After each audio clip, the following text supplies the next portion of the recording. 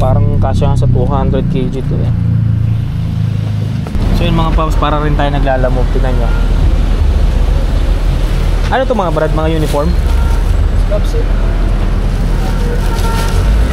So far, base sa aking observation, medyo mahina.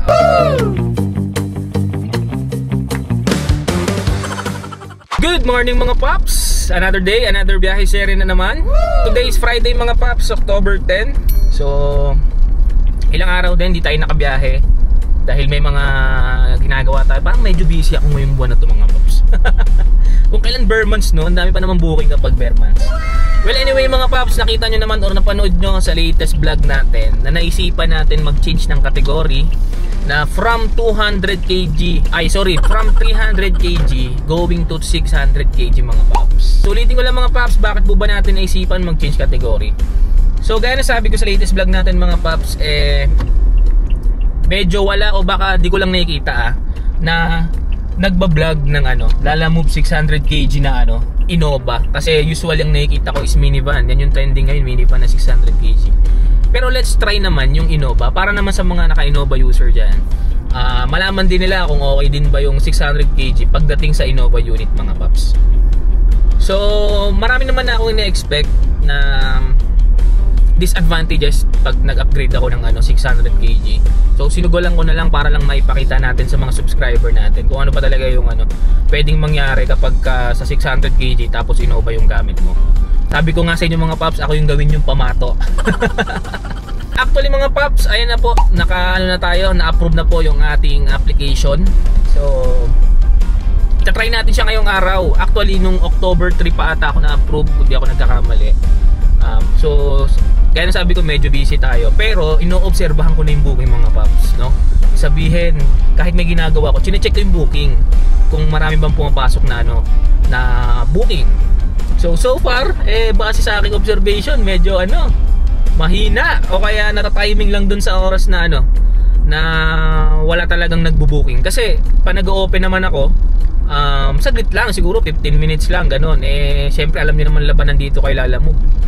Oras ang oras dapat ang antay mo rin dito kahit papaano. Swertihan ka na lang rin kung may makuha ka agad ng mas mabilis, di ba? Pero malalaman naman natin lahat yan mga paps kapag actual nating sinubukan na bumiyahe. Kaya naisipan kong bumiyahe ngayong araw mga paps. Total wala rin naman tayong gagawin. So ang goal lang naman natin ngayong araw, hindi naman para para kumita pa ng malaki or man. Dahil gusto ko lang muna i-check kung ano ba yung mga booking na pwede nating makuha dito sa 600 kg. So another information lang mga paps, bali ang pwede nating makuha dito sa sa 600 kg is tatlo lang mga paps. So syempre si 600 kg, then si 300 kg MPV at isa pa si 300 kg subcompact mga paps. Yan po yung bago. Okay, so dyan tayo galing before sa 300 kg. So inalaw na ni Lalamove na ang Innova gawin na lang 600 kg mga paps. So actually mga paps, nakakuha tayo ng booking pero sayang wala akong nakitang wala akong nakitang 600 kg. So 300 kg lang 'to nakuha natin. So ayan yung booking na yan. So kung mapapansin nyo, medyo talaga yung rate niya, mataas siya compare sa nakasanayan natin na 200 kg. Bali ang mangyayari kasi mga paps, pinakamababa na natin makukuha is 300 kg. Na ang fare medyo mas mataas naman. So ang nangyayari kasi sa akin before, talagang minsan di ko na napapansin kasi swipe lang ako ng swipe nung nasa 300 kg pa ako kasi ang dami talagang booking sa 200 kg. So di ko napapansin or hindi ko na-filter out yung mga 300 kg. Kaya nangyayari, swipe lang ako ng swipe tapos malalaman ko na lang kung ano yung booking na nakuha pag na-swipe ko na. So this time, ang pinakamababang ang pinakamababang booking natin is 300 kg na. So ibig sabihin, okay na din, parang try natin siyang gawing single booking. Marami rin nagsasabi kahit single booking na all goods na Tapos meron din nagsasabi na ang hirap mag double booking sa dalawang 300 kg kasi minsan yung mga nagbo-book puno na daw kagad. Kasi nga 300 kg naman daw yung yung binook nila. So lahat naman yan malaking katanungan lang sa atin mga paps. Basta ang malaga may experience natin siya ngayong araw. Siguro mga isa o dalawang hanggang 3 beses para lang makapahan natin yung galawan dito kay 600 kg mga paps.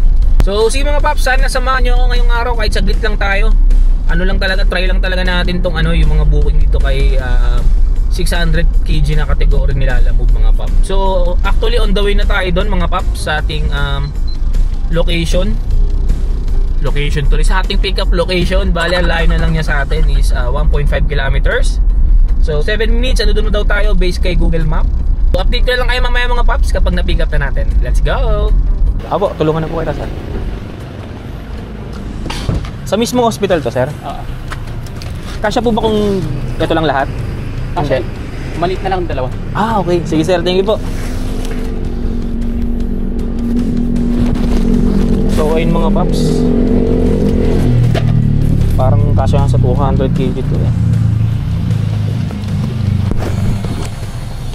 Pero dahil magaling sila sir mag-book, eh ayos to mga paps. Pwede pa natin sabayan to. Okay, Thank sir. you. Sige sir, sir yung payment doon na lang po ano. Yung payment po doon na lang sa may drop off. Ah, hindi ba nila nabayan? Tawagan ko na lang sir yung nag-book. So time check mga paps, it's already 11:36. So hindi ko pala nabanggit yung ating oras kanina, pero past 11 na rin tayo nakapag-start mga paps. So na-pick up na rin natin yung booking na yan. So nakita nyo naman, 3 box lang siya. Actually parang ano, kasya nga siya sa 200 kg. Pero buti na lang no, yung mga customer marunong din yung ano, marunong din silang mag-book. Kasi kung sa usapang bigat, pasok talaga sa 200 kg. Pero sa dimension, parang pasok nga rin sa 200 kg mga paps eh. Pero 300 kg nila yung ano, booking nila. Kaya thank you po sa customer natin na to mga paps. So habang sinasampa natin yan mga paps, eh meron tayong nakuha pang double booking no. So mukhang kaya naman pala talaga mag double booking dito sa ano, 600 kg. So ayan siya mga paps, bale another 300 kg na naman siya. So bayad na rin yan mga paps. So tatawagan natin. So parang 3 o 4 na box lang siya ng mga baso. Kaya for sure kasyang kasya to kasi dito sa gitna eh sobrang luwag pa nung ano natin, ng space natin. So ang layo na lang sa atin ng pick up location mga paps is 1.7 kilometers. At base kay Google Map, around 10 minutes to 13 minutes pa daw. Siguro traffic nga dito sa Aurora Boulevard kaya medyo tumagal kahit ang lapit na. So update ko na lang kayo mamaya mga paps kung anong mangyayari sa pag-pick up natin sa booking na yan. Let's go! Tensya naman, hindi ako makababa eh. Hindi na ako makababa. Okay lang. Isa pa. Dalatag na po. Sige po. So time check mga paps, it's already 12:03. So medyo natagalan tayo sa pag-pick up. Gawa ng lakas ng ulan mga paps. Grabe naman. Timing pa talaga kung kailan tayo bumiyahe. Anak ko ng tokwa. Ang mahirap pa dito mga paps, puro pa Manila. Yung ating mga drop-off. Alam nyo naman dyan sa Manila, bahain. Hindi ako nagkakamali mga paps. Yung isa sa U-Belt, yung isa sa may malapit sa may NLEX connector dyan sa may Quezon Avenue. So expect na natin na na sobrang traffic. Timing pa yung biyahe natin, umulan mga paps. Bad trip naman, bad trip. So ang unahin na lang natin na i-drop off mga paps is yung nauna nating pinick up. So ayan yun. So ang layo niya sa atin is 8.2 kilometers. Pero yung oras na i-deliver natin sa mga paps is 55 minutes. Kasi nga maulan, naray ko. Pero sige mga paps, habang on the way tayo doon, try natin sagutin yung mga tanong ng mga subscriber natin. Papa-in-drive or Lalamove. Okay, so number 1 question natin mga paps, basahin na lang rin natin. So shoutout muna kay Paps Paul Narciso. So ang tanong niya mga paps, so yan, basahin na lang rin natin. Paps, naka-activate sticker mo sa 300 kg MPV mo? So actually 600 kg na ako paps, pero sagutin pa rin natin yan. Bale, hindi ko talaga naisipan mga paps. Never ko naisipan na magpa-sticker. Alam nyo kung bakit? Kasi naman tayo mga paps, sideline lang naman tayo dito mga paps. Hindi naman tayo full time. At the same time, parang nakakasiwaan ako. Siyempre, ginagamit din natin ito mga paps para sa personal na lakad natin. Diba? Sipin mo yun, no? May personal kang pupuntahan o kaya may ka-meeting ka. Balik ka ng ka-meeting mo, may sticker, Lalamove, oh. So hindi ko naman sinasabing hindi advisable magpa-sticker mga paps. Personal ko lang na rason yan. Okay? Kasi number 1 reason ko nga is sideline lang yan. Sideline lang yung ginagawa ko kay Lalamove. Kaya hindi ko na kailangan magpa-sticker. At the same time, pag may mga sticker, alam to ng mga may sticker, mainit sa mata talaga mga paps. Kaya ayaw ko rin talaga magpa-sticker. Okay? Pero kung ikaw naman ay full-time na driver dito at ginagamit mo talaga yung sasakyan mo talagang solid, lalamove talaga, yan, may advantages yan syempre.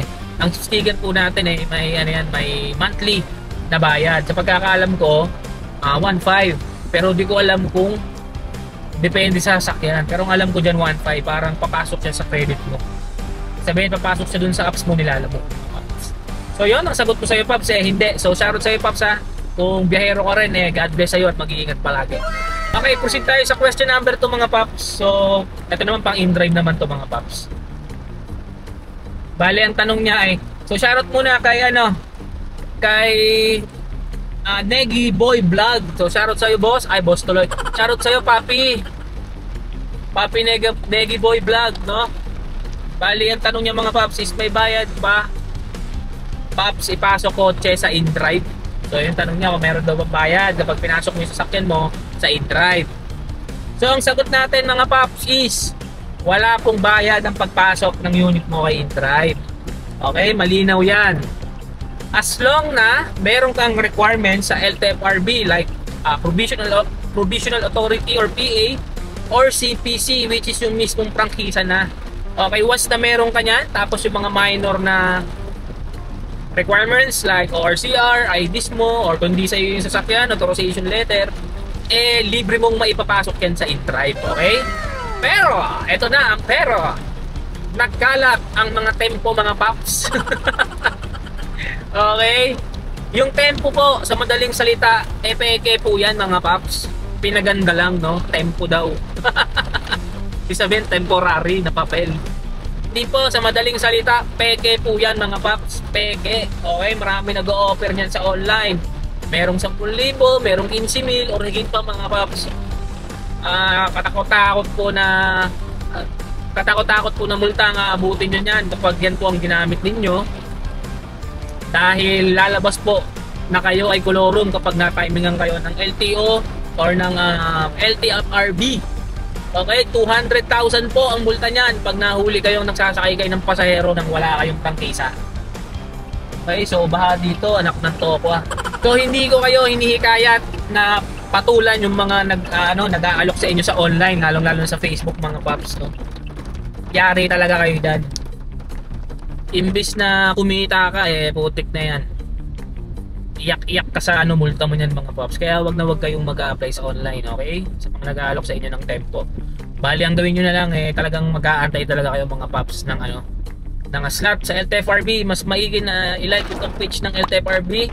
So try to message them kung meron ng slot, or magantay kayo ng mga announcement nila dahil lagi naman sila nagpo-post din sa kanilang page. Okay, so yun lang mga Paps. At ikaw kung driver ka rin, Negi Boy Vlog, mag-iingat ka palagi and God bless you always.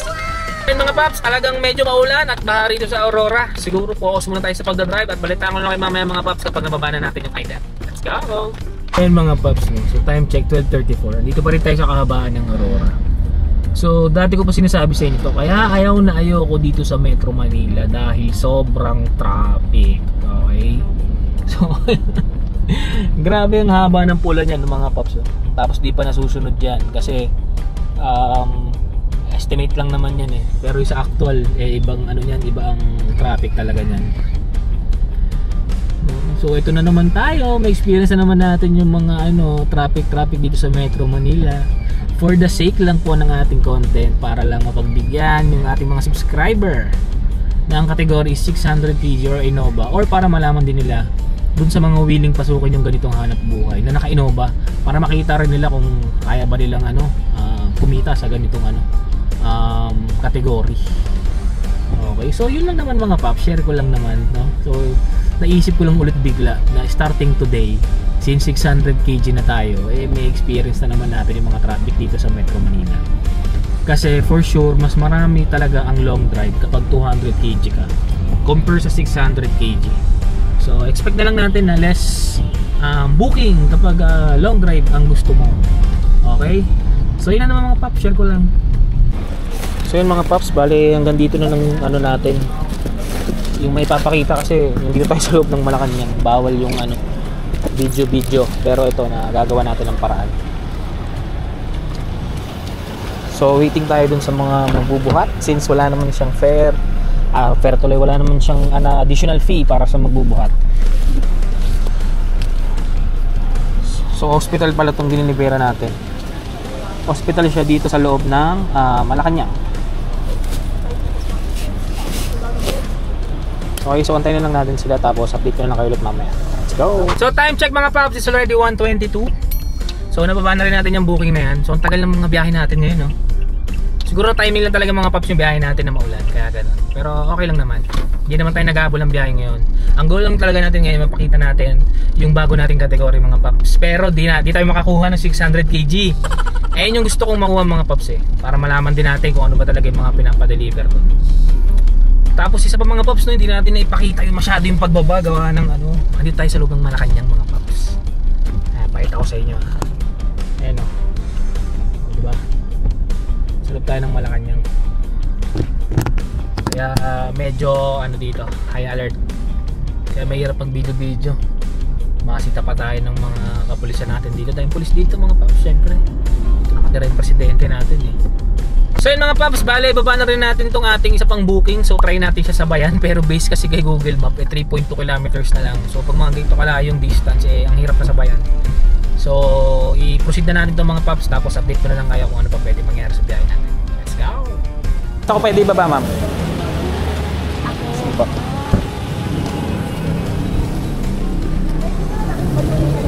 Sige po. Saan po ma'am? Dito? Sige po.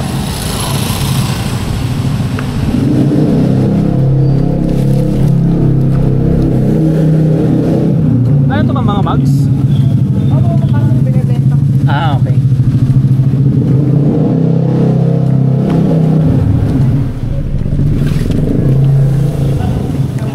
Balik 3 box lang po. Pwede ko ba ipatong? Sige po. Ito na lang, magaan lang naman ito mami. Sige ma'am, thank you po. Salamat. So yun mga paps, time check is already 1:38 in the afternoon. So nababa na rin natin yung booking na yan. So saglit lang talaga natin siya na-deliver mga paps kasi malapit lang siya. Tapos nakaabang na rin sa akin sila, no?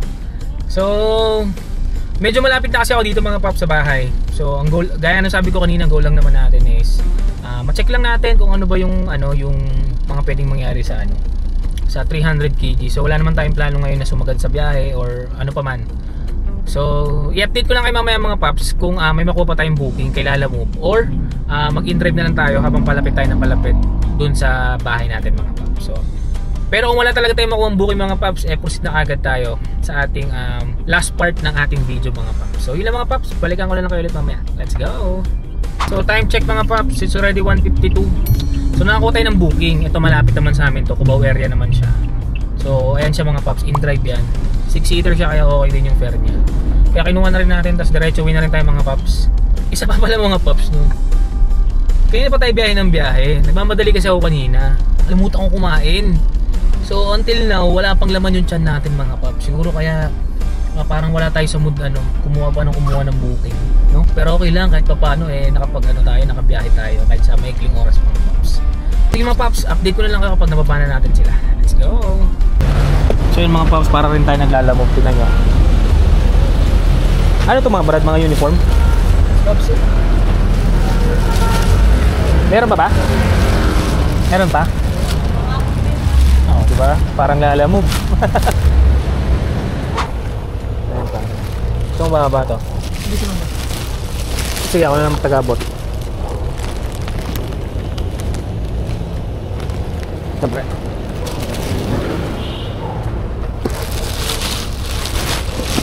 Ano ba ito mga damit?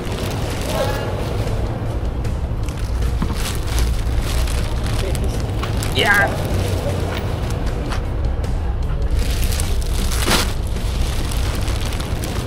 Bye!